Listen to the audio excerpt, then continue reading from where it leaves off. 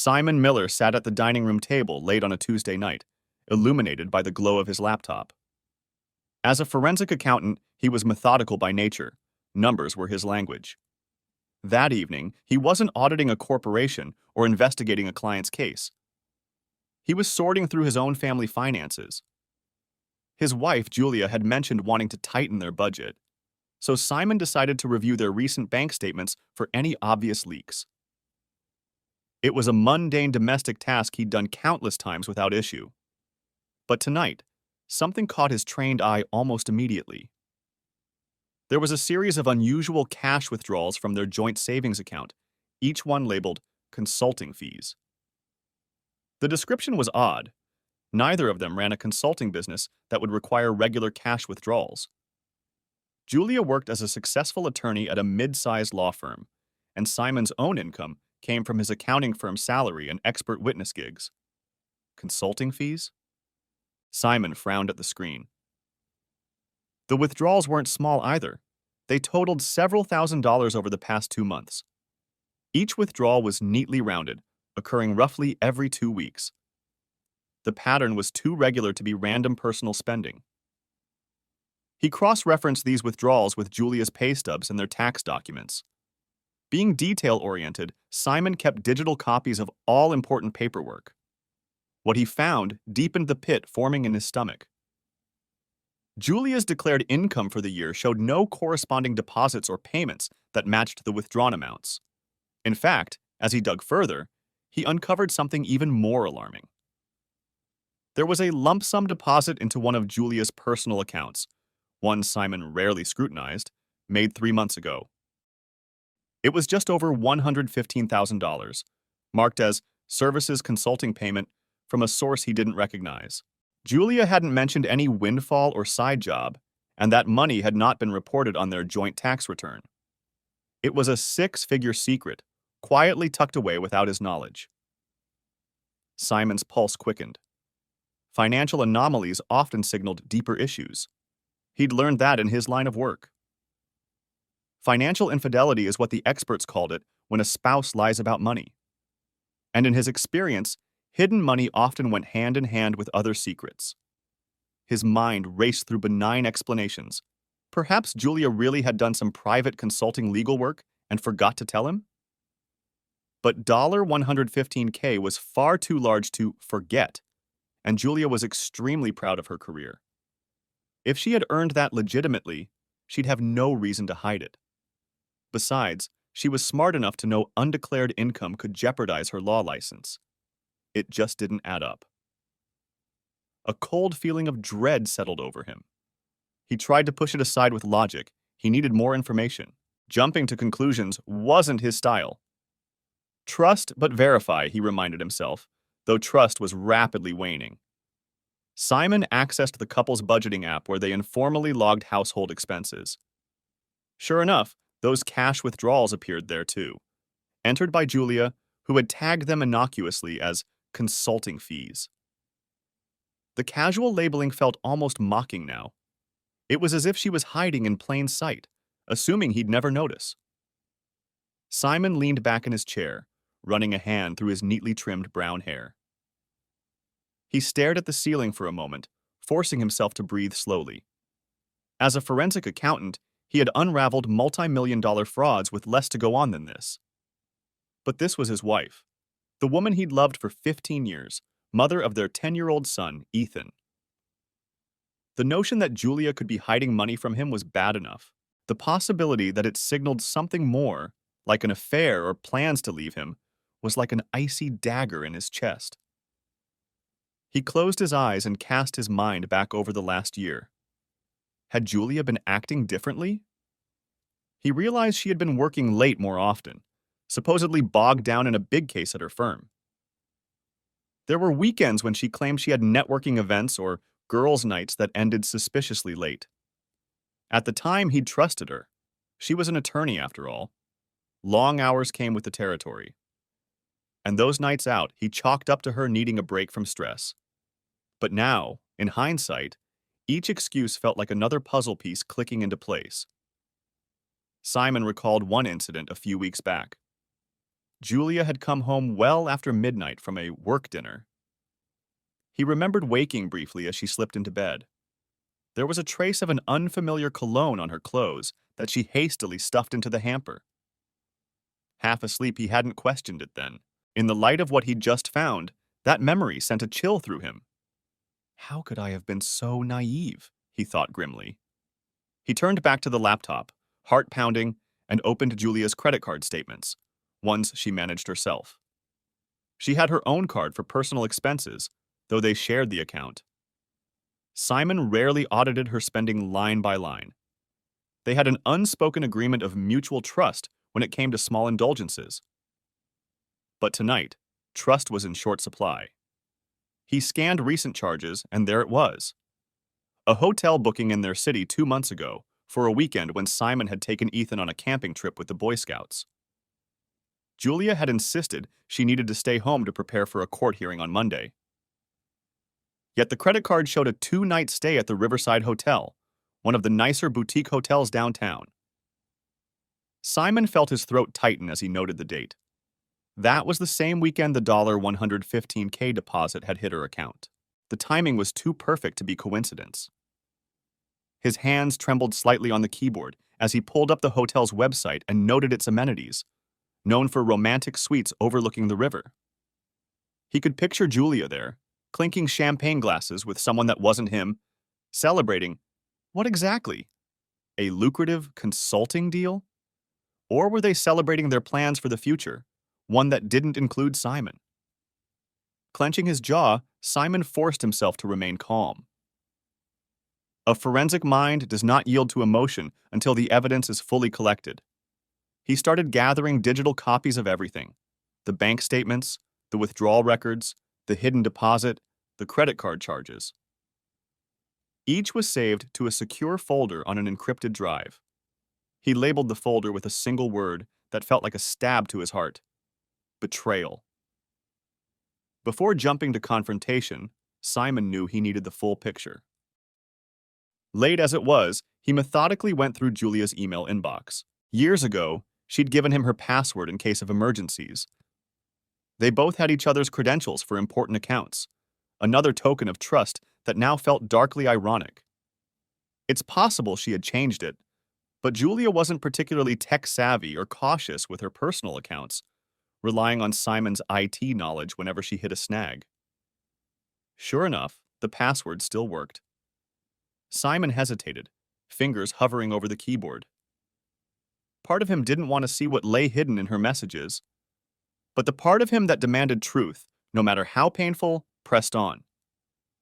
Inside her email, Simon searched for keywords like consulting, invoice, and the hotel name. It didn't take long to find a thread from 3 months ago between Julia and someone named R. Caldwell. The subject line read, Re-Consulting Agreement.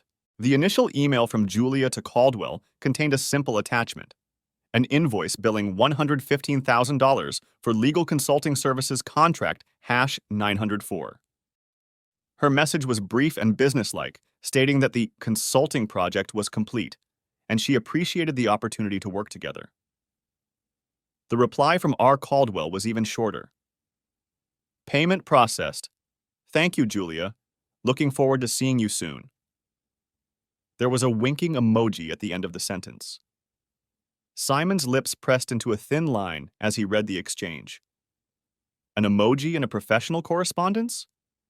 And looking forward to seeing you soon, hardly the tone one uses with a mere consultant on a one-off project. He dug further and found more emails in a different folder. It appeared Julia had tried to be clever by archiving personal exchanges, but nothing truly vanishes if you know how to look. A series of emails and text message backups painted a devastating picture. Julia was having an affair with Richard Caldwell, a wealthy client of her law firm. Caldwell was the CEO of a private equity company that Julia's firm represented. From the emails, it seemed Richard and Julia's personal relationship had been ongoing for at least half a year. They were careful never to spell things out explicitly, but the innuendo was unmistakable. They discussed meeting at the Riverside Hotel, confirming Simon's suspicions about that weekend, And there were hints that Richard had helped Julia put something aside for herself. One message from Richard read, "The transfer is done. Think of it as our future. Seed money for when we can be together without sneaking around." Julia's response was filled with heart emojis and talk of how she couldn't wait for freedom. Simon's hands balled into fists as he realized the enormity of it. Julia wasn't just cheating on him physically and emotionally. She was preparing to ruin their family. The freedom she mentioned likely meant leaving him and possibly taking their son Ethan along. She had stashed a six-figure sum, presumably to start a new life with this man. And she did it by abusing her position at work, creating a fake consulting arrangement to funnel money from Richard's company to herself. Both of them were willfully committing fraud, tax fraud and likely corporate fraud, just to finance their affair. It was beyond immoral. It was illegal. His throat tightened, and for a moment Simon thought he might actually be sick. He rose from the table and paced the living room in the dark, silent house. Upstairs, he could hear the faint white noise of Ethan's sound machine, their son sleeping peacefully, oblivious to the storm that was about to tear his family apart. Simon's mind reeled. He pressed his palms against his eyes, as if that could block out the images flooding his head. Julia in another man's arms, Julia laughing, plotting to leave. The life he thought he had, a happy marriage, a secure home, was built on lies. Hot, angry tears pricked at the corners of his eyes, but Simon refused to let them fall. Not yet, he told himself. He needed a clear head now. There would be time for sadness later. What he needed, instead, was a plan. Julia and Richard had conspired behind his back, shattering his world. They thought they were clever and careful, but they had no idea who they were up against now. Simon's professional specialty was following the money, uncovering hidden truths that people desperately wanted to keep buried. This time, the case was personal. He took a deep breath and returned to the table, where the damning evidence glowed on the screen. There was enough here to confront Julia immediately. He imagined waking her up right now, marching into the bedroom, throwing the printed emails on the bed, demanding answers. How many times had he seen this scenario play out with friends or on TV dramas? The betrayed spouse exploding in anger, an ugly screaming match, tears and apologies or denials. Perhaps she'd beg forgiveness, or perhaps she'd leave on the spot to be with her lover. But whichever way, it would be an emotional outburst with unpredictable results. Simon flexed his fingers, realizing he was actually calm. Icy calm. It surprised him, but in that moment he understood what was happening. His love for Julia had been snuffed out the instant he read those words from her lover. What replaced it was a cold, righteous resolve. Confrontation now would be premature. She hadn't just betrayed his heart, she had broken laws and betrayed their family's financial security. If he played this right, he wouldn't just catch her, he would ruin her, the way she had tried to ruin him. He closed all the files and shut his laptop. Simon needed to act as if nothing was amiss, at least for a little while longer. Julia was asleep upstairs, likely resting easy in the confidence that her double life was safe. For now, he would let her remain in that fool's paradise. Before heading to bed, Simon quietly slipped into his home office and opened the safe in the corner. Inside lay important documents, including copies of their marriage certificate, Julia's social security information, bank records, and a recent statement for a safety deposit box they jointly held at the bank downtown. They primarily used that box for family valuables and some important papers. Simon recalled that Julia had visited the deposit box on her own a couple of times in the last month, claiming she needed to check something about her jewelry insurance. It struck him now that she might have started squirreling away physical assets as well. Cash, jewelry, anything she wouldn't want split in a divorce. Unspoken assets that she thought only she controlled. Simon made a note of the deposit box number and the fact that as a joint holder, he had full access. He locked the safe and stood in the darkness of his office, breathing slowly. He felt as if he were standing on the edge of a great chasm. One step, and life as he knew it would collapse. Yet, it had already collapsed, hadn't it? Julia's actions had seen to that. The only thing left was the fallout, and Simon was determined to control it. Before leaving the office, Simon took one more item from his shelf, a small notepad. If he was going to dismantle Julia's world piece by piece, he'd do it the way he did everything, strategically. He clicked on a desk lamp and jotted a quick, cryptic list in shorthand, only he could decipher. He wrote down the words IRS tip, dummy LLC, CPA HR, and safe deposit. These were seeds of an idea forming in his mind, a roadmap for retribution. Satisfied that he had the bones of a plan, he quietly returned the notepad to a lockable drawer. Simon then crept upstairs and slipped into bed next to Julia. In the dim light leaking through the curtains, he could make out her form turned away from him, her breathing slow and steady. He stared at the ceiling, every muscle tense, mind churning through possibilities. How long, he wondered. How long had she been pretending, kissing him goodnight after spending the day conspiring with another man? The betrayal burned, but he remained outwardly still. He would not give her the satisfaction of knowing he was hurt. Not yet. If Julia had chosen to align herself with a fraud like Richard Caldwell, then Simon would let the law itself become his weapon. He closed his eyes and began to envision each step of his plan. It would require patience and precision. Thankfully, those were qualities he had in abundance. Beside him, Julia murmured something in her sleep and shifted slightly. Simon turned his head to look at her. Even now, he thought she looked beautiful, her auburn hair splayed over the pillow, the moonlight touching her cheek. This was the woman he had adored, the woman with whom he built a life. He felt a pang of sorrow threatening to break through his cold composure. For a moment, tears welled in his eyes as the grief of losing the future he thought they'd have together hit him. But then he remembered the emails, her sweet words to another man, the secret money, the lies.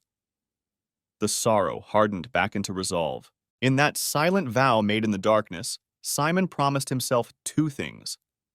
He would protect what truly mattered, his son and whatever remained of his own future. And he would make Julia regret ever thinking she could betray him without consequence.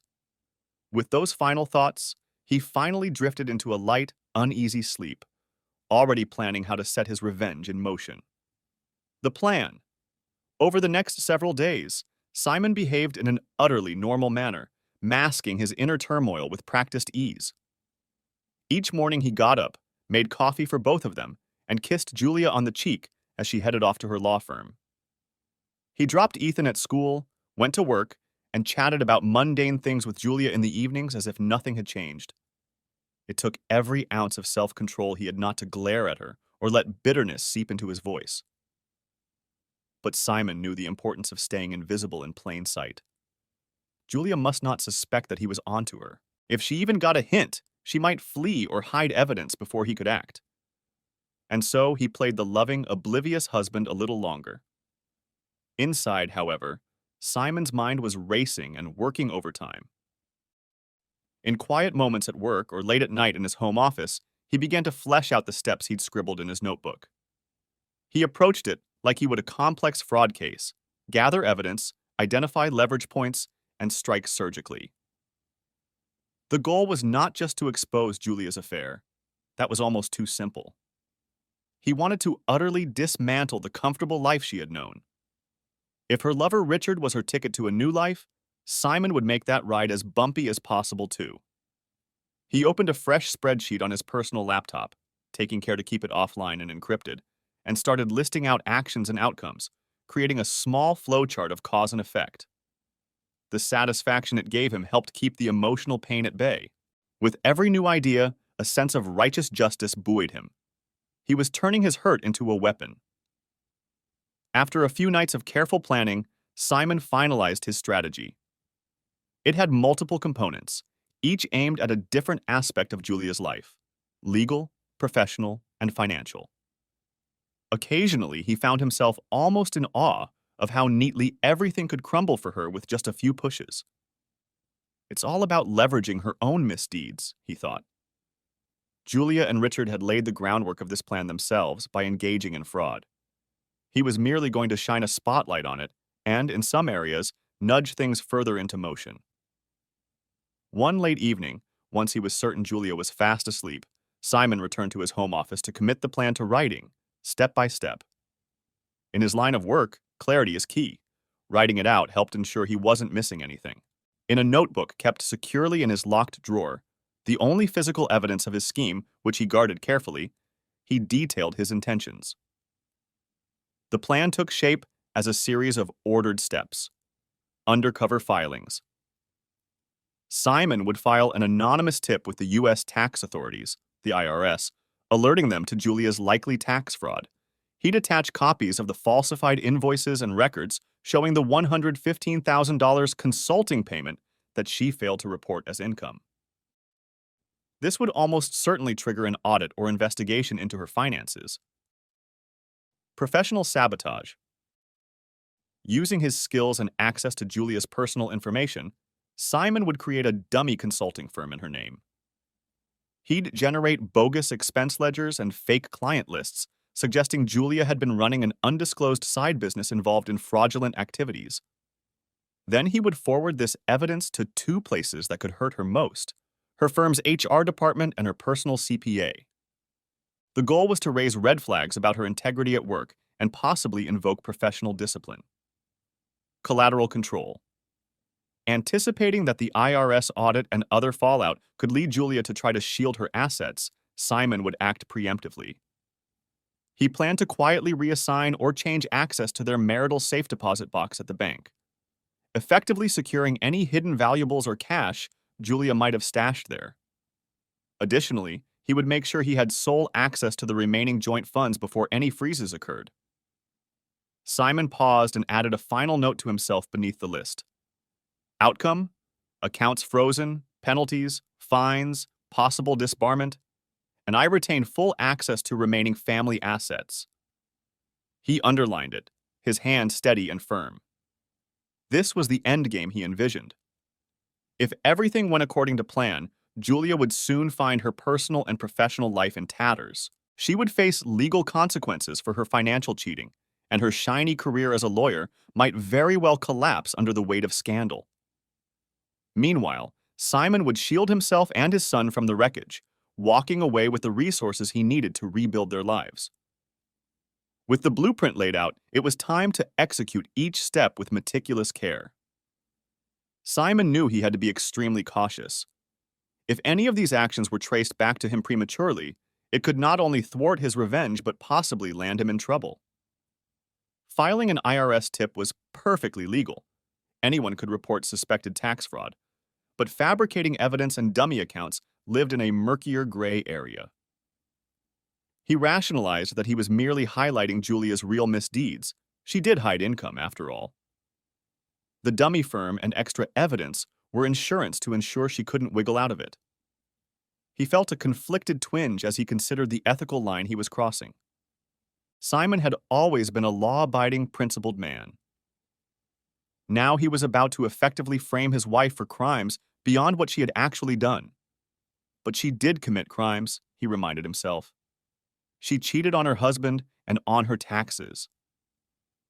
Any additional evidence he created was simply expediting her deserved downfall. His conscience quelled by that thought, Simon steeled himself and put the notebook away. Tomorrow, Phase 1 would begin. Undercover filings. The following afternoon, during his lunch break at work, Simon set about initiating the first and most critical step: tipping off the IRS. He knew the agency had a form specifically for reporting tax fraud, Form 3949A, which could be sent anonymously. Rather than fill out an official form that might be logged, he decided to draft an old-fashioned detailed letter from a concerned citizen. That way, he could include the precise evidence he wanted without having to give any identifying information. He left his office and took a short drive to a business center across town that offered printing and mailing services, ensuring he wouldn't be seen using his own office equipment for this task. At a public computer terminal, Simon composed a carefully worded letter.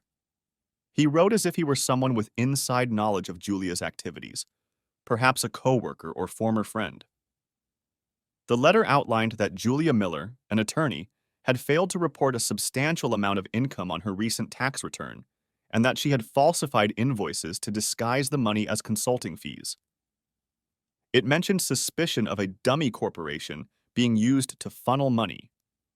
He made sure to include Julia's full name, her social security number, information he had memorized long ago, and their home address, so the IRS could easily identify her records. The tone of the letter was polite and factual, with just a hint of moral outrage. "It concerns me that a practicing attorney would engage in such willful tax evasion," he wrote, to make it sound convincing. Next, he attached copies of evidence. The night before, Simon had doctored the invoice Julia sent to Richard Caldwell. Using a graphics editor, he altered the date slightly and added a note in the invoice description, indicating it was part of a pattern of under-the-table payments. He also printed out the bank record of the $115,000 deposit and highlighted it, labeling it undisclosed income. For good measure, he created a couple more fake invoices billed to Julia's dummy consulting firm, which he hadn't officially formed yet, but he could pretend existed. These invoices were made out to other fictional clients, suggesting she might have other unreported payments. The idea was to make the IRS think they'd stumbled upon a larger tax evasion scheme. Simon took all these documents and carefully placed them in a manila envelope. He didn't include his name or any return address. Instead of mailing it from the business center, which might have security cameras, he paid in cash for the printouts and left. On his way back to work, he stopped by a busy post office. In the far corner, away from the CCTV lens, he quickly dropped the envelope into the outgoing mail bin. He had considered using gloves to avoid fingerprints, but realized it was overkill. Hundreds of people's prints would be on that bin, and the envelope anyway. Walking out of the post office, Simon felt a small surge of grim satisfaction. The letter was on its way. Once it reached the IRS and they processed the tip, it was out of his hands. He knew it might take a few weeks for them to act. Government agencies aren't exactly swift. But given the specifics and the large amount of money, it was likely to raise immediate red flags. An attorney potentially committing tax fraud would be a juicy target for an audit, if not a formal investigation. That evening, back at home, Simon observed Julia closely over dinner. She seemed at ease, chatting about her day, complaining mildly about a difficult client, and recounting how her firm's partner, Michael, had praised her recent work. She appeared happy. Simon wondered if that happiness was because of Richard. Perhaps they had spoken today or exchanged texts. Likely so. The thought made his stomach twist, but he kept his face neutral, even smiling when appropriate. Julia had no idea that earlier that day, Simon had effectively unleashed the IRS upon her. He was polite as ever when she asked him about his day. "Nothing special," he said calmly, cutting his steak. "Just the usual numbers and reports." If only you knew, he thought. Under the table, his hand clenched briefly into a fist. He felt a pang of resentment at how serene she looked. Julia was living in blissful ignorance, still playing the role of dutiful wife while sneaking around behind his back. It made him want to fast forward to the moment her facade would crack. Patience, he reminded himself. He had more work to do before that moment came. Professional sabotage. With the IRS tip underway, Simon turned to the next phase, creating the dummy consulting firm and sabotaging Julia's professional relationships. If the tax investigation was like a time bomb ticking in the background, this step would be more immediate and explosive in her daily life. The first task was to formally create a business entity in Julia's name. As a forensic accountant, Simon was well versed in how easy it actually is to register a shell company. Many states allow online business registration in minutes, and you can list anyone as the owner if you have some basic personal information. He knew all of Julia's personal details by heart. Full name, Julia Ann Miller, date of birth, social security, their home address, which he would use as the business address, even her driver's license number from memory. It was a simple matter to fill out a registration for Miller Consulting Group, LLC, using an online portal. He chose an out-of-state registration, Delaware, for anonymity and paid the small fee with a prepaid debit card he'd bought with cash. Within a day, he had confirmation that Miller Consulting Group, LC, was an official entity, with Julia listed as the sole managing member. He doubted Julia would ever discover this filing on her own. Why would she go looking? And even if she did, he reasoned, it would look like someone else trying to frame her. That wouldn't help her much in the court of public opinion or with her employer. It would just sow more suspicion. Next, Simon created a convincing paper trail for this fake consulting business. He designed a simple company letterhead and logo, a generic MCG stylized in blue, and produced false financial records, invoices, expense reports, and client lists. He had to make them look plausible. He invented 3 corporate clients that Miller Consulting Group supposedly served. To give it authenticity, he used actual business names he knew, small companies unlikely to be contacted directly, and fabricated invoice numbers and dates over the past year. Each invoice charged substantial fees for advisory services. He made sure to mirror Julia's writing style and phrasing in the documents. After years of helping edit her work and reading her emails, he could mimic her formal tone well enough. He even went so far as to create a fake email exchange by forging some printouts, where one of these clients thanked Julia for saving their business with her advice. It was overkill, perhaps, but Simon wanted to present an overwhelming pile of evidence. The pièce de résistance was the expense report. Simon created a spreadsheet on the dummy letterhead that showed Miller Consulting Group's quarterly financials. It listed income from the clients and expenses paid out. Here, he inserted fraudulent items, payments labeled vendor services that hinted at improper transactions, maybe kickbacks. He wanted any accountant or auditor looking at it to immediately see irregularities. It would appear that Julia's side business was not only undisclosed, but neck-deep in suspicious accounting practices. With the documentation assembled, Simon prepared 2 packages. The first was for Julia's CPA. Julia had used the same personal accountant, a man named Thomas Bell, for filing her taxes for years. Simon had met Thomas at a couple of holiday parties and knew him to be a straight-laced, middle-aged accountant with a small practice. Simon guessed that Thomas had no clue about Julia's secret income. After all, her last tax return, which Simon had reviewed before signing, showed nothing about $115K extra earnings. That meant Julia deliberately withheld that info from her CPA, likely filing an incomplete return. If Thomas discovered that his client had hidden such a huge chunk of income and lied to him, Simon suspected he'd be furious, as it not only meant his professional work was compromised, but it put his own reputation at risk. Simon wrote a short anonymous letter to Thomas Bell. He typed it to avoid handwriting, stating, "It has come to my attention that your client Julia Miller has been operating an undisclosed business and may have submitted inaccurate information for her tax filings. As a professional courtesy, I am providing you with documents that indicate fraudulent activity by Miss Miller through an entity called Miller Consulting Group, LLC." He then let the documents speak for themselves, including copies of the fake invoices, the LLC registration confirmation, and the expense report.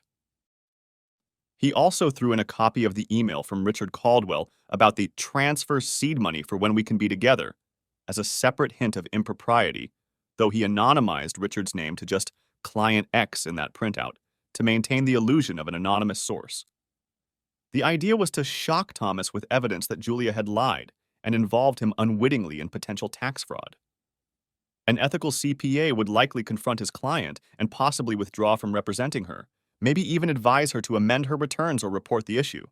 Either way, it would panic Julia and push her further into a corner. The second package was aimed at Julia's employer. As an attorney, Julia was subject to her firm's standards and the legal bar's ethical rules. If her firm caught wind of her running a dodgy side business or committing fraud, it would be catastrophic for her career. Simon composed another anonymous letter, this time addressed to the managing partner of Julia's law firm. He wrote as if he were a whistleblower, perhaps within the firm or a client.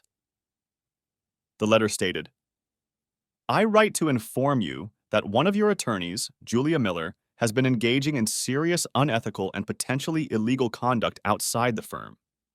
She has secretly operated a consulting business that conflicts with her work at the firm and appears to involve fraudulent financial dealings. I believe this reflects poorly on your firm's reputation and wanted to alert you so it can be addressed internally. He kept the tone professional and concerned, knowing a law firm would take any hint of scandal very seriously. To that letter, he attached much of the same fabricated evidence. Copies of the LLC paperwork showing Julia as owner, examples of invoices to illustrate she was doing business on the side, and excerpts of the shady expense report. He also included one more damning piece, a printout of an email, again lightly edited by him, where Julia, using her personal email, appeared to discuss consulting for a company that was directly a client of her law firm. Simon had crafted this carefully, naming one of the fake clients similarly to an actual client of her firm, insinuating she might have been double-dealing. If the firm's partners believed even a fraction of that, Julia could be fired for conflict of interest or at least heavily investigated. By the time he finished assembling these packets, it was nearly midnight. Simon sat back in his chair, rubbing his tired eyes. The house was quiet. Julia had gone to bed hours ago, and he had pretended to doze off on the couch, then slipped into his office to work. It struck him that what he was doing was extraordinarily ruthless. He was not just catching a cheating spouse, he was fabricating an entire scandal to destroy her reputation. For a moment, a flicker of guilt threatened to surface. This was the woman he once loved without reservation, the mother of his child. Was he doing the right thing? He pictured Julia laughing in that hotel with Richard, maybe sipping wine bought with that $115,000 of dirty money. He imagined her planning how to take Ethan away and play happy family with a man who bought her affection through fraud. The anger resurged, washing away the guilt. She made these choices, he told himself. She chose to break their vows and break the law. Now she would face the consequences. If anything, he was simply expediting justice. 2 days later, during a time he knew Julia would be in court for a hearing, and thus unable to casually drop by her office midday, Simon took off from his own job under guise of a doctor's appointment. He drove across town with the 2 prepared envelopes. For Thomas Bell, the CPA, he decided to hand-deliver the envelope to the mail slot of his small office building. It was early afternoon when Simon parked down the street, walked over, and slipped the envelope marked "Confidential, for Thomas Bell, CPA," through the slot. He imagined Thomas opening it later and the stunned look on his face. That's one, Simon thought, as he walked away calmly. For the law firm, he chose a slightly different approach to avoid any chance of the envelope being intercepted by Julia or someone friendly to her. He mailed it via overnight delivery using a generic shipping envelope, so it would arrive directly to the firm's managing partner with personal and confidential on it. Inside, the letter and evidence didn't mention Julia's affair explicitly. Simon left the personal aspect out, focusing only on her supposed financial misconduct. He wanted the higher-ups at the firm to see her as a liability. Even if by some miracle they gave her the benefit of the doubt, they would certainly put her under heavy scrutiny at best. And at worst, they might cut her loose immediately to distance the firm from any whiff of scandal. With those actions done, Simon felt a grim sense of accomplishment. The professional guillotine was now hoisted and ready to drop on Julia's neck. Still, he had to be patient for the results. The IRS letter was likely still en route. The CPA and her firm would receive the packets by tomorrow or the next day. It was a waiting game now, but not an idle one. He still had one more crucial step to enact: securing the collateral. Collateral control. Late on a Friday afternoon, Simon took off work a bit early. He knew Julia typically came home later on Fridays, often stopping by the gym or having a quick drink with colleagues to celebrate the week's end. She had texted that day saying not to wait on dinner. She'd be home by 8. That gave him a window of a few hours to handle the final piece of his plan: the safe deposit box. Their safe deposit box was at Liberty Trust Bank, the branch not far from their house. It was officially in both their names. They'd rented it years ago to store a few family heirlooms from Simon's side and some important documents like property deeds and birth certificates.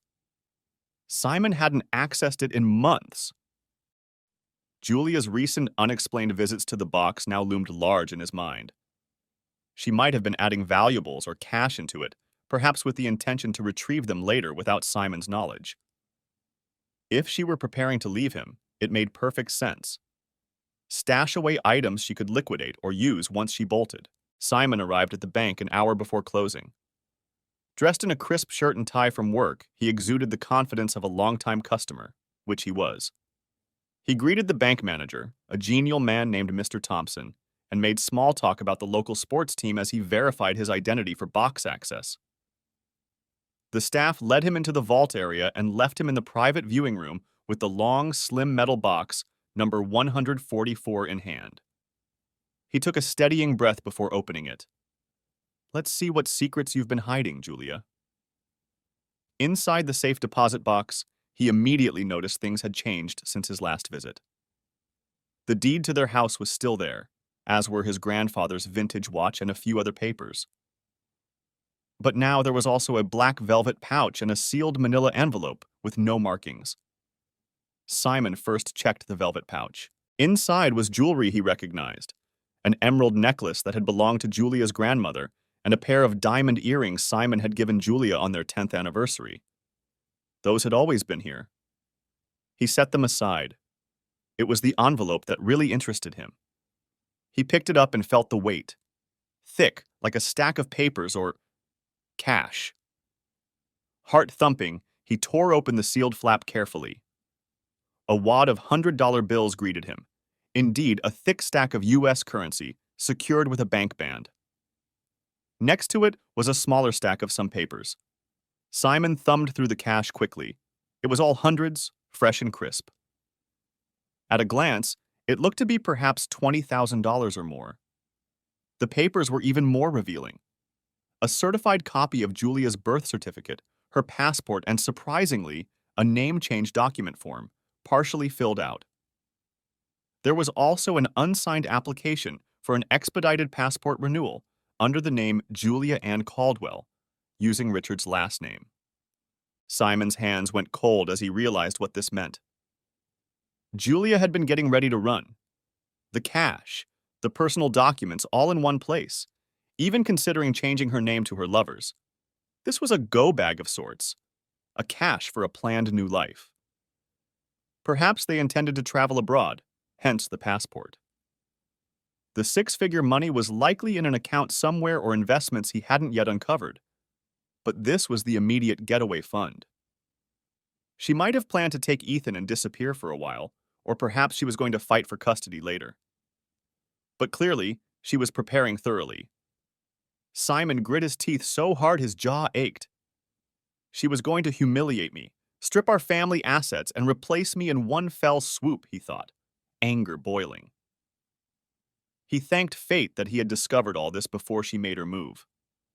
Had he confronted her the night he found out, he might never have seen these clues. Julia might have denied everything, then quietly cleaned out the box and vanished once she knew he was onto her. But now, he held all the cards. Simon did not hesitate. He calmly removed the stacks of cash and the documents from the box and placed them into his briefcase. In their place, he left something symbolic: the printed emails between Julia and Richard that he had found. Specifically, he left the one where Richard talked about the seed money for when we can be together. He folded that email printout and set it alone in the otherwise empty envelope inside the box. It was a petty flourish. He doubted Julia would visit the box before everything went down, but if she did, he wanted her to see that he knew. A part of him fantasized about the look on her face if she opened the box expecting her cash and passport, and found only that damning letter from her lover. A calling card of sorts. Before locking the box, he also placed the emerald necklace and diamond earrings into his pocket. Those were marital assets and heirlooms he didn't trust leaving for her to grab. It might look suspicious if he left the box completely empty, so he decided to leave a couple of mundane documents so it wasn't obvious at a glance. He shuffled the contents so that the envelope, now holding just the letter, was on the bottom, and the deed to the house was on top, along with a copy of their marriage certificate. Let that irony sink in for her if she ever opened it again. Exiting the vault, Simon felt a weight lifting off his shoulders. He had effectively seized control of all the immediate assets Julia could run with. In divorce terms, some of what he did might be frowned upon by courts, but practically, he didn't care. If Julia wanted to dispute it later, let her. She'd likely be too busy dealing with the firestorm about to hit her life. On his way out, he spoke to Mr. Thompson again, casually inquiring, "By the way, I recall something about updating security on the safe deposit box. Can we require both owners to sign in together for access? My wife and I just want to ensure we're both present when either accesses it." This was a slight gamble. Not all banks allow such a stipulation easily. But Mr. Thompson, eager to please a longtime client, said he'd check. After tapping on his computer for a minute, he nodded. "Yes, we can set a special instruction on the account that both of you must authorize access together. It's not common, but we can do it. I'll add that note now. Of course, if there's an urgent need, you both would have to provide consent to override it." Simon smiled, hiding his surprise at how easy that was. "That would be perfect, thank you." What it meant was Julia could not independently get into the box anymore. She'd need his explicit involvement, which obviously he wouldn't give. It was one more lock on the door. He left the bank feeling triumphant. As he merged into traffic to drive home, he allowed himself a tight smile. The plan was no longer just words on paper. It was in motion, fully and irreversibly. The IRS would come. Her CPA and her firm would soon know something was terribly wrong. Her secret stash was now in his possession, and her escape routes were closed. Julia believed she was calling the shots in their marriage's narrative, but Simon had quietly wrested back control. That evening, Julia came home around 8:15, looking a bit tired but cheerful. Simon was in the kitchen, stirring a pot of spaghetti sauce, a bottle of red wine breathing on the counter. Ethan was at a friend's for a sleepover, which gave the couple a rare evening alone. The calm before the storm, Simon thought, as he greeted her with a warm smile and a glass of wine. He found it darkly amusing how normal the scene was. Julia pecked him on the lips and sighed. "Something smells good.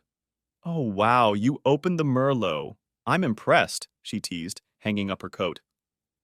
They ate together, and Julia chatted about trivial happenings. A funny story about the partner Michael dropping his phone in court, a movie she thought they should see that weekend. Simon nodded and made the right expressions, but her words barely registered. He was studying her, wondering how someone who had done what she did could sit here so casually, pretending to be a loving spouse. The duplicity was staggering, yet she executed it effortlessly. It made him realize that the Julia he thought he knew might never have truly existed. Perhaps she had always been this adept at deception, and he'd just never seen it. At one point, Julia reached across the table and squeezed Simon's hand. "You've been so quiet tonight. Everything okay? You seem preoccupied." Her tone was gentle, concerned even. Simon had to fight the urge to laugh at the absurdity. He gave a self-deprecating shake of his head. "Sorry, yeah. I had a long day with some complicated audits. Just mentally drained, I guess." Julia gave him a sympathetic smile. "Oh, my poor numbers man. After dinner, how about we curl up on the couch and watch something silly? Take your mind off it." She was still holding his hand. Simon looked at her, and for a fleeting second saw the woman he'd fallen in love with 15 years ago, the supportive partner, the friend. That person was a mirage now, he reminded himself. He gently squeezed her hand back. "That sounds nice," he lied. Inside, he was counting down. By this time Monday, the first of the dominoes might start to fall. He just had to maintain the charade a little longer. So he did. They spent the rest of the evening watching a light-hearted comedy. Julia snuggled against him on the sofa, laughing at the jokes, as Simon absently stroked her arm. An outside observer would think them a content-loving couple enjoying a quiet night in. But Simon's eyes, fixed on the television, had a distant, steely focus. He was envisioning Julia's world collapsing, step by step, and it brought him a sense of anticipatory justice that far outweighed any comfort her closeness once gave him.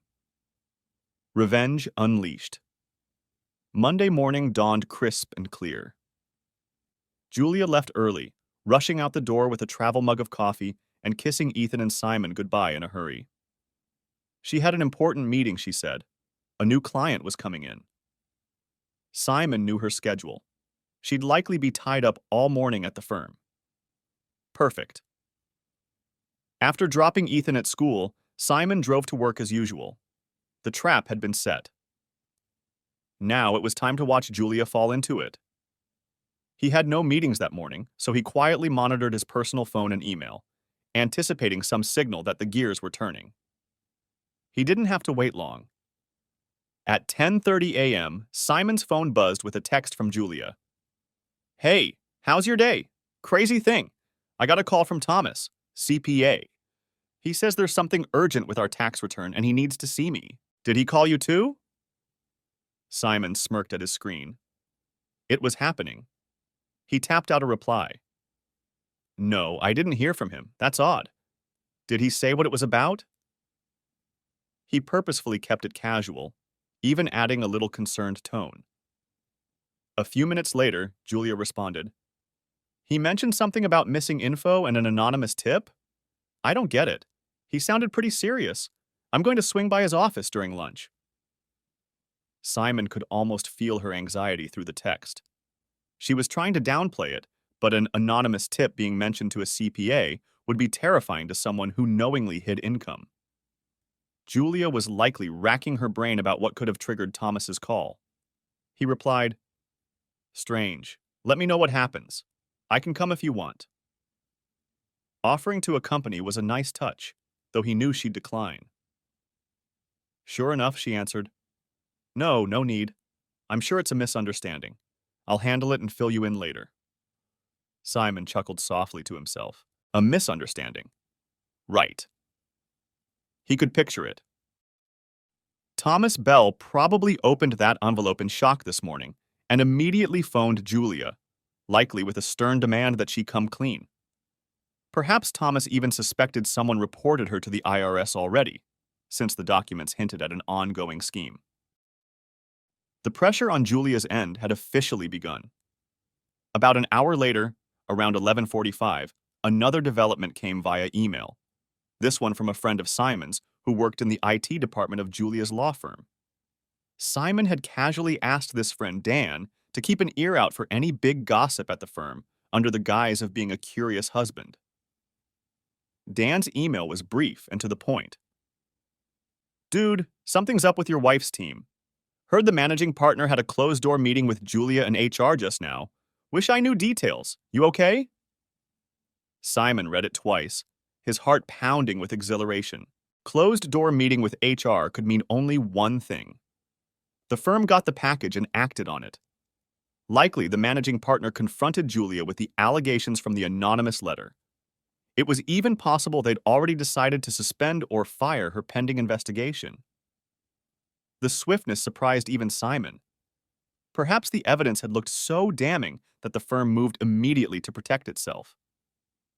He quickly sent a reply to Dan. "I'm not sure. Julia mentioned some tax issue. I'm in the dark. Keep me posted if you hear more, please." He kept his tone concerned but not panicked. He then texted Julia casually, "How's your day going? Everything okay?" He didn't mention Dan's tip or Thomas's meeting, acting clueless. No response. That in itself was telling. Julia was usually quick to text back. If she was in crisis mode, she might be too busy or not know what to say. Simon imagined she was likely in a state of growing panic. Good. Around 1 p.m., he received another text from Julia, but this one was startlingly brief. "Going to be home late. Don't worry about dinner." That was it. No explanation. Simon raised an eyebrow. That was very unlike her usual style of communication. Julia was meticulous about details normally. For her to send such a curt message, something major must have happened. Perhaps she was too shaken to talk via text, or maybe she was sitting at a lawyer's office or something. Simon spent the rest of the afternoon oscillating between concentration on his work and surges of anticipation. He kept envisioning various scenarios. Was Julia frantically consulting a colleague about how to handle being reported? Was she meeting Richard, telling him their scheme was exposed? Perhaps she'd even suspect Richard's wife or someone found out and tipped off the firm. Simon had covered his tracks well, and he doubted she'd immediately think of him. In her mind, he was still the trusting husband in the dark. By 5 p.m., Julia still hadn't called or elaborated. Simon left his office a bit early to pick up Ethan from his after-school soccer practice. The boy chatted happily about his day, oblivious to any tension. Simon kept things normal for his son's sake, asking about school and joking around. Whatever happened with Julia, he wanted Ethan to feel secure and loved by at least one parent tonight. When he got home, the house was dark. No sign of Julia. Simon fed Ethan and helped him with homework. As hour after hour passed with no word from her, Simon felt a mix of triumph and genuine curiosity. How was she handling the avalanche he'd set off? It was nearly 9:30 p.m. when Simon heard the garage door open. He'd just finished tucking Ethan into bed. Standing in the hallway, he watched as Julia entered through the garage entrance. The moment he saw her, he knew the impact had hit full force. Julia looked disheveled. Her usually perfectly styled hair was messy, her eyes red as if she'd been crying. She carried her briefcase in one hand and a stack of files in the other. As she stepped into the foyer, she seemed lost in thought and hadn't noticed Simon yet. He made a point of gently clearing his throat. "Julia? Everything all right?" he asked softly, injecting concern into his voice. She startled and nearly dropped the files. "Oh, Simon. I—" Her voice cracked. She took a moment, closing her eyes and taking a deep breath, attempting to compose herself. "I didn't realize you were right there," she murmured. Now that she was closer, Simon could see that her face was pale and drawn. There was a subtle tremor in her hands. She looked like someone who'd been through the ringer. In that instant, Simon felt a surge of conflicting feelings.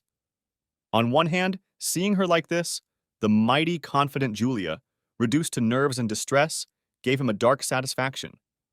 On the other hand, a small voice in him almost pitied her, recalling that this was the woman he'd cared for deeply. But he silenced that voice quickly. She had created this mess by betraying him. "What happened?" he asked gently, stepping forward as if to take her arm. "You look upset." Julia immediately sidestepped and dumped her files on a side table, shaking her head. I had a terrible day," she said, her voice wavering between frustration and despair. She ran a hand through her hair. "Something's very wrong. I don't even know where to start." Simon guided her towards the living room. "Sit down," he urged softly. "Talk to me." The irony of him playing the comforting husband was not lost on him, but he wore the mask well. Julia sank onto the couch and buried her face in her hands for a moment. When she looked up, tears shone in her eyes. "Simon, I think someone is trying to destroy my career," she said, voice trembling. He frowned as if shocked.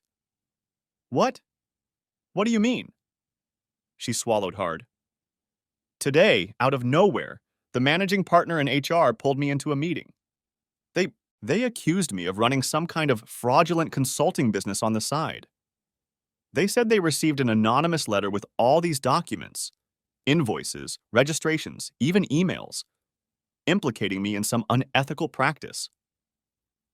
She was speaking quickly, panic rising with each sentence. "It's all lies, Simon. I mean—" She paused, her eyes darting wildly as she corrected herself. "Some of it was based on real things, but twisted.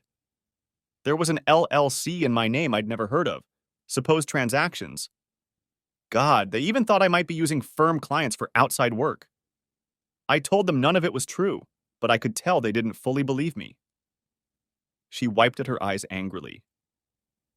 Simon maintained a concerned expression, but inside he noted her phrasing. Some of it was based on real things. So she recognized elements like that $115K transaction perhaps, or the fact the lies fit too well. She must be terrified that someone knew her secrets. That's insane, Simon replied, sounding bewildered. Who would do that? Did they show you the documents? Julia nodded, grimacing. They wouldn't let me keep any, but they showed enough. There were things like a fake email I supposedly wrote, and invoices with my name on them. It looked so convincing, Simon. They said until this is cleared up, I'm suspended effective immediately. Suspended. I had to turn in my badge and work phone. It was humiliating. They're going to conduct an internal investigation. She broke off, choking back a sob. Simon gently placed a hand on her back, rubbing in small circles. My God. I'm so sorry. This is outrageous. Do you have any idea who could be behind this? A disgruntled client? Maybe someone at work jealous of you? Julia bit her lip. I don't know. My mind is spinning. It could be anyone. But that's not even the end of it. She inhaled shakily, then continued. Right after that meeting, I got another shock. Thomas, our CPA, had me come in during lunch. He received an anonymous packet too, with supposed evidence that I committed tax fraud. He said someone reported me to the IRS. She closed her eyes. He had copies of an invoice for $115,000, and Simon, that part. She trailed off, unable to finish. Simon felt her tense under his hand. He could almost hear her internal dialogue. She was likely realizing that portion was actually true, that she had hidden income. If she admitted that to Thomas, he must have blown a gasket. What did you tell Thomas? Simon prompted softly. Julia opened her eyes, brimming with tears now. I panicked. I told him it must be a mistake or a prank, but he had so much detail. He had my social, our address, copies of that invoice, other documents I didn't recognize. Thomas said he'll have to notify the IRS that there might have been an omission, and he strongly advised me to get a tax attorney. Oh, God. She pressed her hands to her forehead. Simon, this is serious. If the IRS thinks I lied on my taxes, I could face penalties or worse. And my firm, my career, it's all at risk. She started to sob, unable to hold it back any longer. Simon handed her a tissue from the coffee table box and let her cry for a minute, uttering soothing sounds. Inside, he felt a cold contentment. It was all working perfectly. She was caught in a tightening vice of her own making, and he was right beside her acting the supportive spouse. It was almost cruel theater. Julia eventually regained a bit of composure. She looked at Simon with pleading, reddened eyes. I swear, I didn't do what they think. She stumbled. I did something stupid, but not like they're saying. I never ran a consulting firm or defrauded anyone. The invoice Thomas had. It was something I did on the side for a friend, and I didn't report it. That was dumb. But someone's twisted it to look far worse. Hearing her half-confession, Simon nodded slowly, keeping his face sympathetic. Inside, he noted that she was still lying by omission. She called Richard a friend, minimized the act. Even now, caught in a corner, she wasn't fully truthful. That solidified his resolve that she deserved every bit of this.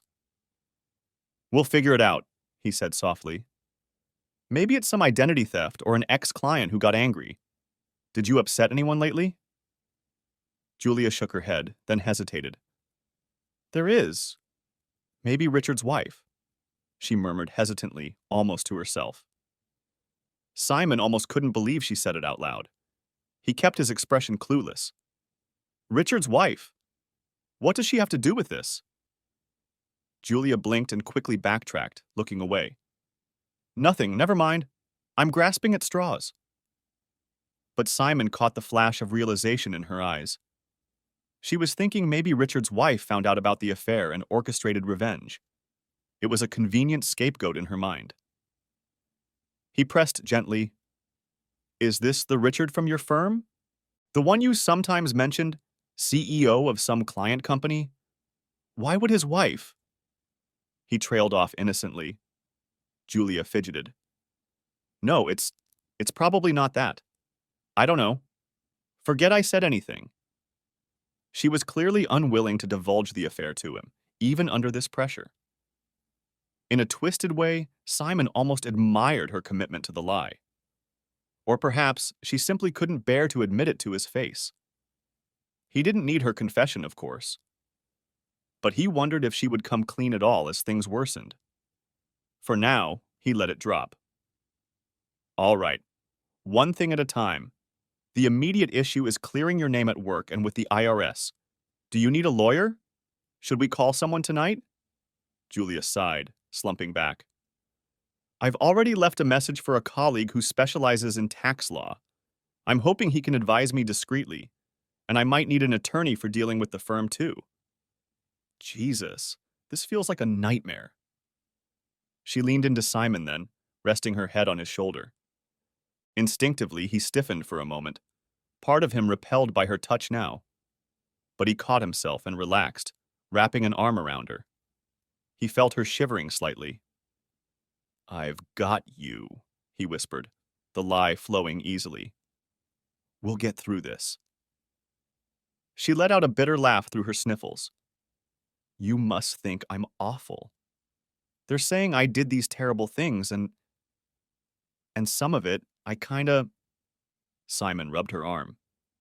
"Hey, I think someone has clearly gone out of their way to set you up. If you made a mistake with the tax thing, we'll deal with it. Nobody's perfect. I'm on your side." Each word was chosen to make her believe he was utterly oblivious and supportive. Julia looked up at him, eyes shining with gratitude and pain. "I don't deserve you," she murmured, fresh tears spilling.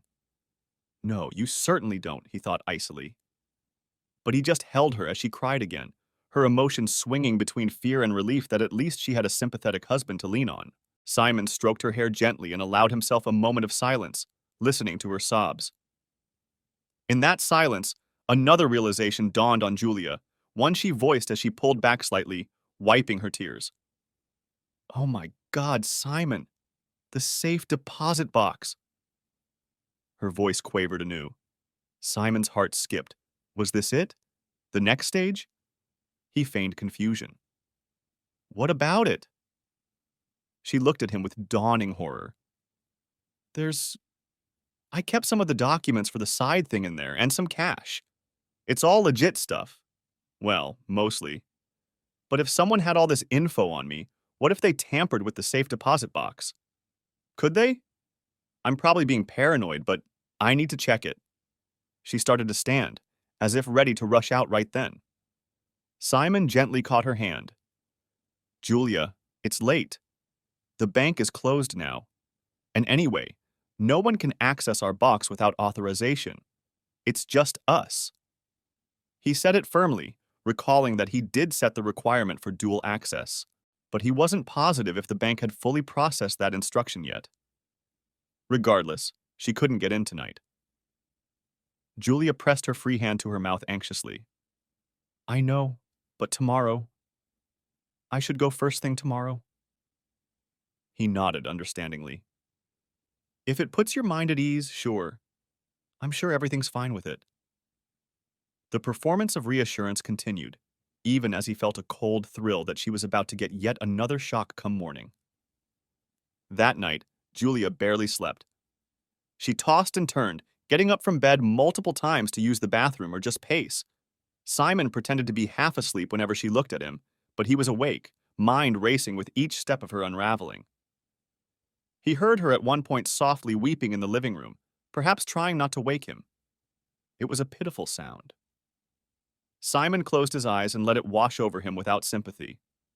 By dawn, Julia was out of bed and dressed in the same suit from yesterday, looking wrinkled and weary. Simon sat up, rubbing his eyes. "You're really going to the bank now?" It was barely 7 a.m. She nodded, frantic. Yes, I have to. I can't explain, I have a bad feeling. I need to see it. He offered to drive with her, but she insisted he stay to get Ethan ready for school.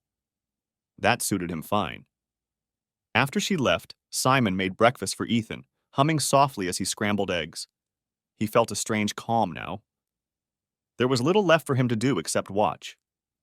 Julia arrived at Liberty Trust Bank just after opening. Simon imagined the scene. She would present her key and ID, request the box, and then possibly be told about the new dual signature requirement. Perhaps Mr. Thompson would inform her, "Your husband requested this change." That might make her suspicious.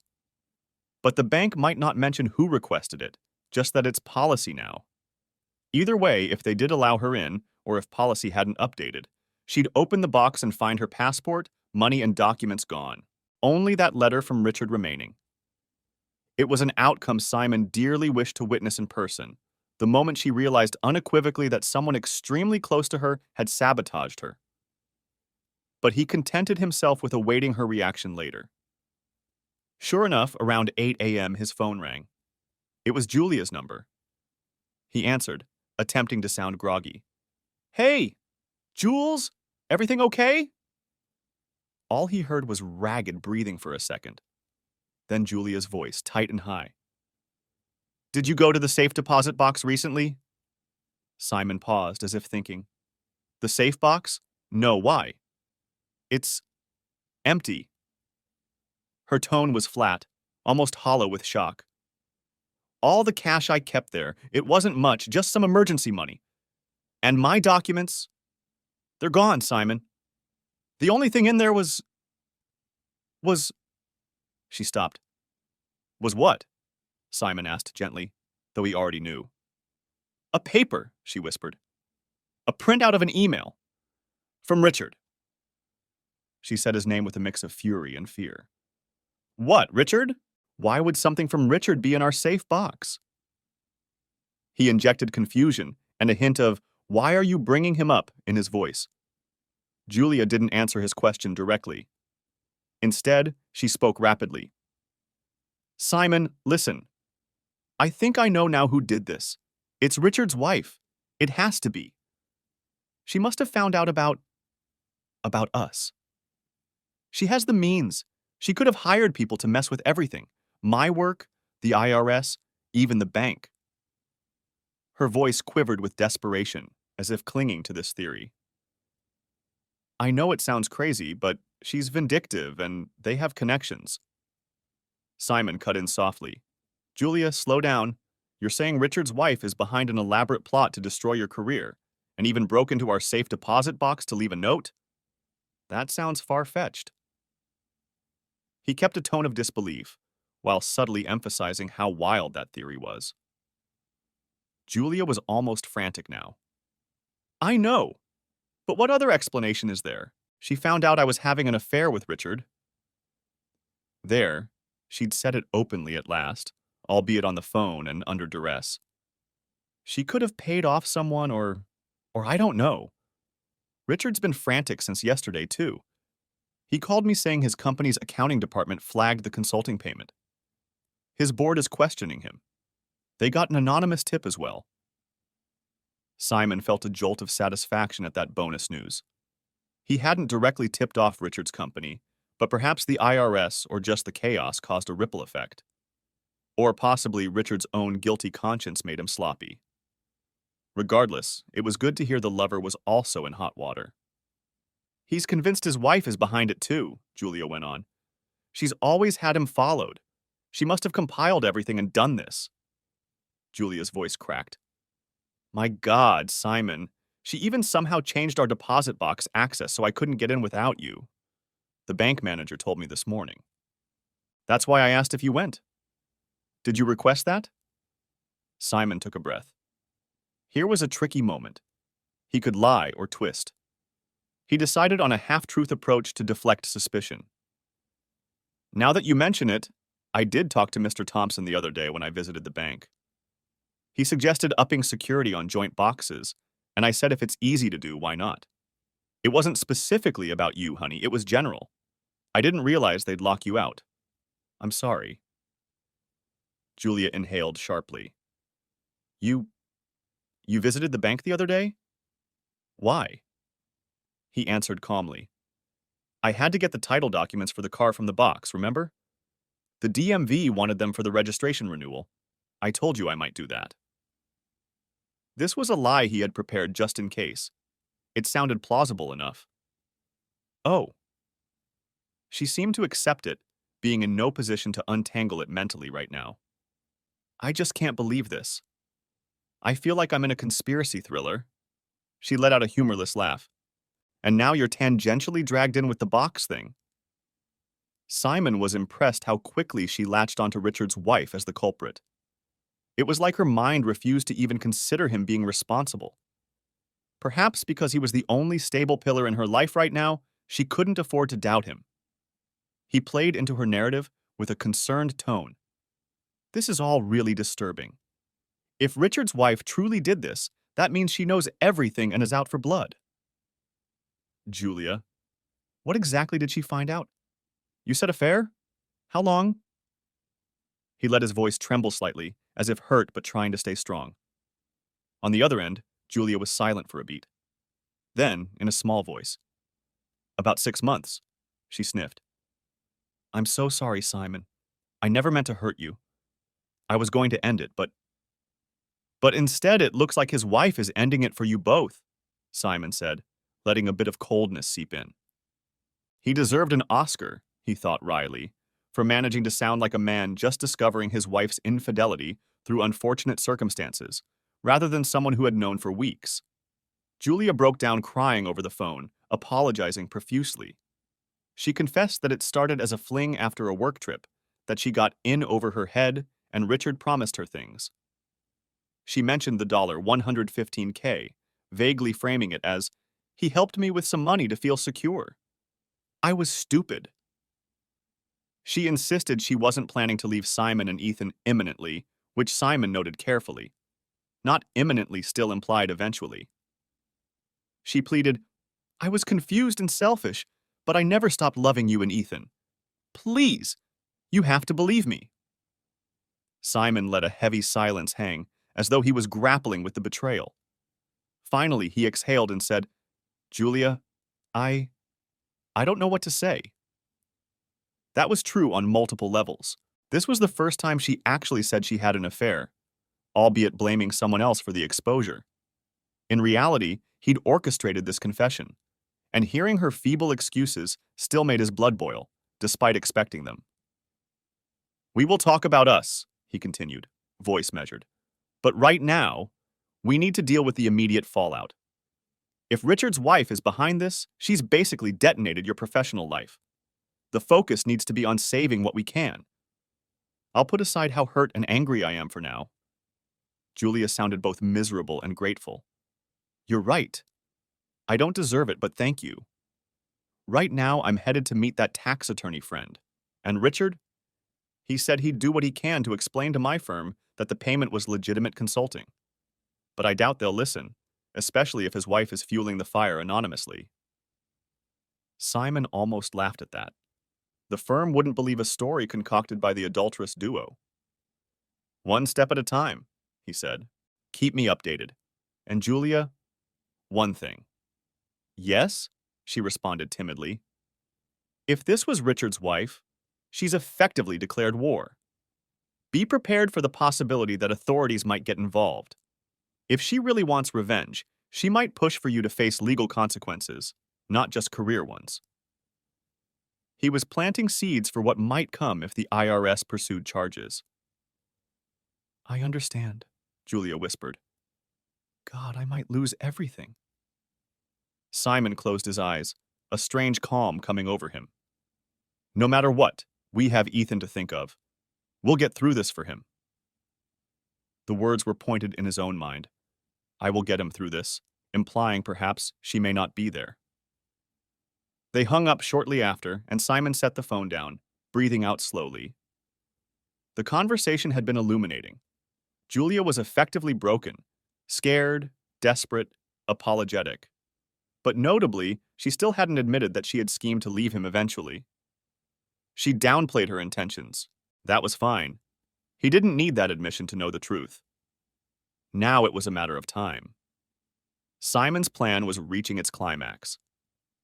The IRS would likely formally notify her of an audit or investigation soon if Thomas's actions hadn't already triggered something. Her firm was investigating her conduct internally.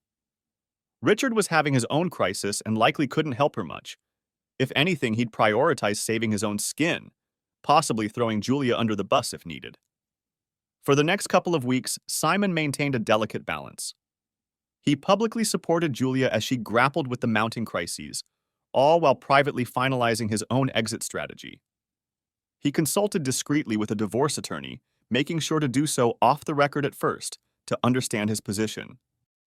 The attorney advised that given Julia's likely impending legal troubles, it would be wise to file for divorce sooner rather than later to insulate Simon from any liabilities. Also, if Julia faced criminal charges or disbarment, that could only strengthen his case for primary custody of Ethan and a favorable split of assets. It was surreal because Julia, in her beleaguered state, likely didn't even think about divorce at that moment. She was in survival mode. But Simon had not forgotten the initial betrayal. Forgiving her was never on his agenda, even though he feigned concern and tentative reconciliation in front of her. Each night, she would come home, drained and often teary, and he would comfort her with hollow arms. She even asked him tearfully one night if he could ever forgive her for the affair. Simon had replied softly, "Let's focus on one battle at a time," which she interpreted as him needing time. In truth, he had no intention of forgiving. He was simply waiting for the right time to strike the final blow, serving her divorce papers when she was at her lowest. That moment arrived faster than Julia could have anticipated. The IRS audit was formally launched within 3 weeks, and a lion was placed on Julia's personal bank accounts pending the outcome, standard procedure when such large undeclared income was at issue. Julia found out one embarrassing afternoon when her credit card was declined at a pharmacy. She checked her accounts and saw they were frozen. When she called the bank, they informed her a federal hold was in place. The humiliation and despair on her face when she told Simon that evening was evident. "I can't even access my savings," she said quietly. "They've frozen everything." Simon acted shocked and angry on her behalf, all the while thinking, checkmate. He had anticipated this step and already quietly moved half of their joint savings, his rightful portion, into an account solely under his name before the freeze hit. The remaining joint money was frozen, but at least half of it was effectively protected now in his new account. Legally, the IRS could still later claim that money if they proved it was part of taxes owed, but Simon was prepared to argue it was his earnings. This was a gray area, but he knew the systems well enough to keep his portion safe. As for Julia's professional life, the law firm's internal investigation concluded within a month.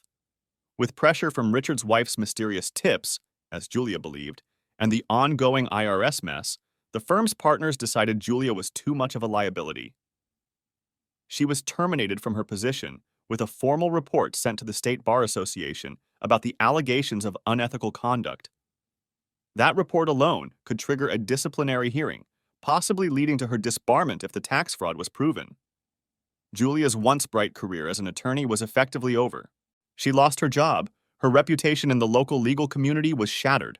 Word gets around fast in such circles, even without official statements. And she was staring down the barrel of potential disbarment and fines. Throughout all this, Julia clung to Simon for emotional support, seemingly truly remorseful about her affair now that her world was burning. She cut off contact with Richard, who in turn was dealing with his own fallout. Simon heard through Dan, his friend at the firm, that Richard had quietly resigned from his CEO position, likely forced out due to the scandal and misuse of company funds to pay Julia. Richard's wife had filed for divorce, according to gossip Julia relayed.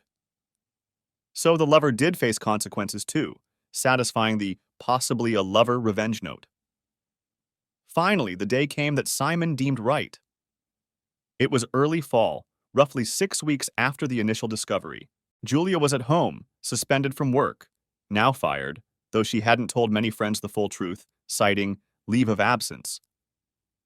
She spent her days meeting lawyers and accountants, trying to stave off the worst of the legal trouble. Simon had been patient and supportive to her face, but now there was nothing more to gain by delay.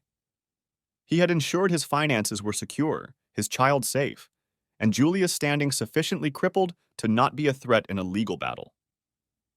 One evening, after Ethan had gone to a friend's house for a sleepover, Simon asked Julia to sit down at the kitchen table. He placed a plain envelope on the table between them. Julia eyed it nervously, clearly sensing what might be coming. "What's that?" she asked quietly. Simon's face was calm, even compassionate, but his eyes were determined. "It's something we need to discuss. These are divorce papers, Julia." She visibly flinched, tears immediately springing to her eyes. Despite everything, she seemed to harbor hope that their marriage would survive the turmoil. "Simon, please," she whispered, voice trembling. "I know I've done terrible things, but I thought you said we'd get through this. For Ethan." Simon took a deep breath. This was the moment he had visualized over and over, and he felt strangely light. "I said we'd get through it for him, and we will. But that doesn't mean staying married. In fact, I think a fresh start apart is what's best for all of us, including him. He doesn't need to be around all this ugliness and stress any longer." She broke down, sobbing into her hands. "I'm so sorry. I ruined everything. I ruined us. I was stupid and selfish, and I destroyed our family. Please, you have every right to hate me. But if there's any part of you that can give me another chance." Simon's voice turned cold for the first time in weeks. "Another chance? Julia, I gave you love and trust for years. You chose to throw it away. You didn't just cheat on me. You endangered our family's stability. You broke the law. You planned to leave me eventually. Don't deny it." She shook her head vigorously, tearfully denying. "I wasn't sure. I was confused. It wasn't definite." He held up a hand, silencing her. His face remained stony. "It's too late, regardless. The woman I loved is gone. Maybe she never truly existed as I thought. What's left is this stranger who lies and schemes. I don't want to be married to that person." Julia's sobs were quieting, turning into a resigned weeping. She looked at the papers through bleary eyes. "Do you want custody of Ethan?" she asked in a small voice. Simon's tone softened slightly. "I want primary custody, yes. It's not to hurt you, but think realistically. Your situation is unstable right now. You might even face charges. I'm able to provide a steady home for him." Julia nodded miserably. She was in no position to argue. In truth, she was terrified of possibly going to prison if things went badly with the IRS case, though her lawyers were working on a settlement. The shame already made her feel like she didn't deserve to be around her child. "I'd never try to take him from you. You're a wonderful father," she said through tears. Simon felt a faint sting of pain at that. For all her faults, Julia did love their son. But he steeled himself. "We'll arrange visitation, of course. I won't cut you out of his life. Unless circumstances force that." He alluded gently to the potential of incarceration or disbarment. She closed her eyes, fresh tears leaking. "I understand."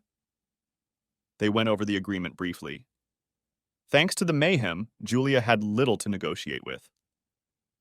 Simon, with guidance from his attorney, had actually been fair in dividing what remained of their assets. He wasn't out to rob her beyond what consequences already had. He mainly wanted to ensure financial stability for Ethan and himself. The agreement reflected that he'd keep the house, since he could afford it alone and she now could not, plus it allowed Ethan to not move. And he'd retain the majority of liquid assets, most of which Julia couldn't touch anyway due to freezes, but he would shoulder any tax penalties on joint filings up to the separation date, which was a concession on his part that actually protected his credit. Julia would keep her personal car and a small investment account, assuming it got unfrozen after the IRS dealt with it. In essence, she was walking away with very little, but given her situation, she accepted it numbly. One thing Julia did ask, voice quavering. The money that was in the deposit box. Did you take it? Simon met her gaze evenly. Here was another pivotal moment of truth or lies. He opted for truth, at least partially. Yes. I found out about your visits and I was concerned. I went to check and I found what you had hidden. I removed the cash and documents to keep them safe because I feared you might do something rash like run off with Ethan. Julia looked down, ashamed.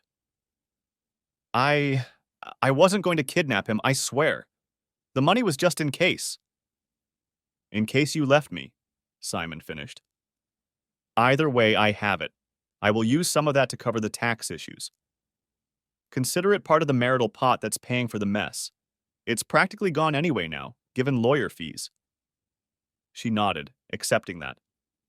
And that printout from Richard. You put that there? She asked quietly, finally suspecting. Simon gave a faint, almost sad smile. Yes. I wanted you to know that I knew, without facing you then. Childish, maybe, but I was very angry.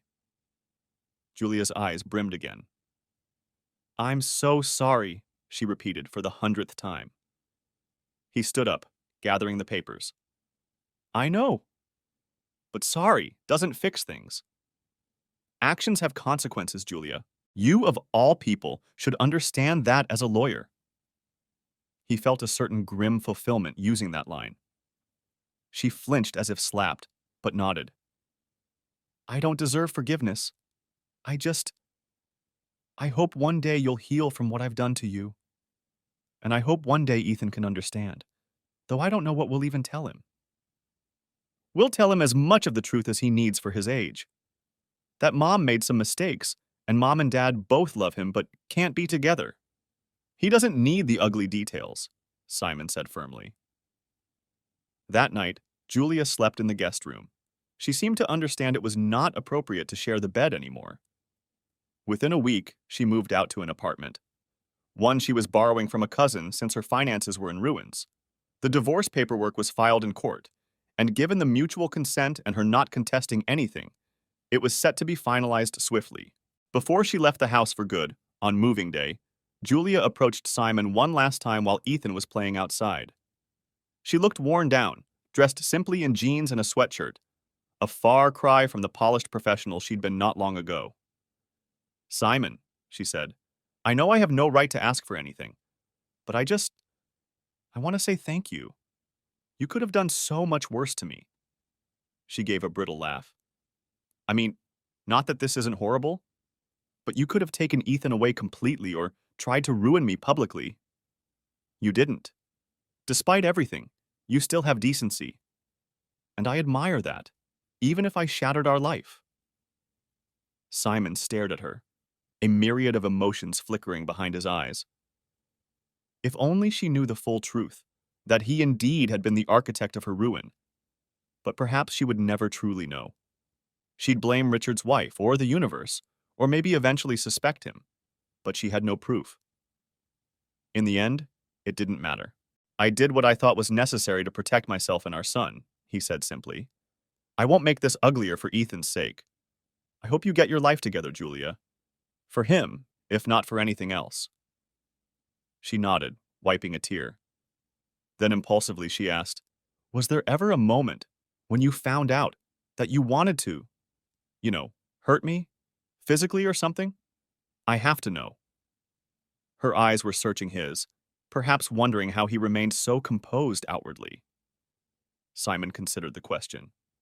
The night I discovered everything, I was furious. More furious than I've ever been. But I didn't want to hurt you physically. That's not who I am. I realized there were better ways to make the point. His words hung in the air. Julia frowned slightly, as if something in them puzzled her. Simon just offered a faint smile. Take care of yourself. With that, Julia left. The door closed on their chapter as a couple. Aftermath. In the ensuing months, the dust slowly settled. The IRS case was resolved through an expensive settlement. Julia avoided criminal charges by paying heavy penalties and back taxes on the unreported money, with funds scraped together from selling off her remaining assets and a loan Richard quietly provided, likely out of guilt. Her law license was suspended pending a hearing, and facing near certain disbarment due to the tax issue, she preemptively resigned from the bar, effectively ending her legal career. Richard's marriage ended, and he relocated to another state, his reputation tarnished, but his wealth largely intact. Julia did not follow or even keep in touch beyond what was necessary for the legal proceedings. Simon, meanwhile, forged a new life. The finalization of the divorce granted him full custody of Ethan, with Julia having visitation rights that she exercised cautiously, still carrying immense guilt. Simon sold the marital house, too many memories, and purchased a smaller home for himself and Ethan in a nearby town for a fresh start. In his professional sphere, Simon quietly thrived. He even took on a consulting job for a private investigation firm specializing in fraud cases, utilizing the very skills that had enabled his revenge to help others in more above-board ways. One crisp Saturday morning, almost a year after the saga, Simon took Ethan to a local park. As his son ran ahead on the playground, Simon sat on a bench sipping his coffee. Another parent struck up a conversation, eventually asking, "And your wife, is she here too?" Simon gave a polite, enigmatic smile. "It's just me and my son today," he said. He felt no sting saying it. Time had given him perspective. What Julia had done was horrific, but in a way, she had freed him from a lie. He had channeled his heartbreak into a form of justice that, while morally gray, felt satisfying and oddly fair in the balance of things. Julia's life was in shambles by her own making. Simon had simply balanced the book, so to speak. Looking at Ethan's joyful face on the swings, Simon felt a sense of peace. In the ledger of their marriage, Julia's betrayal had been a massive debt. Simon's revenge collected that debt with interest. And now, at last, the account was closed.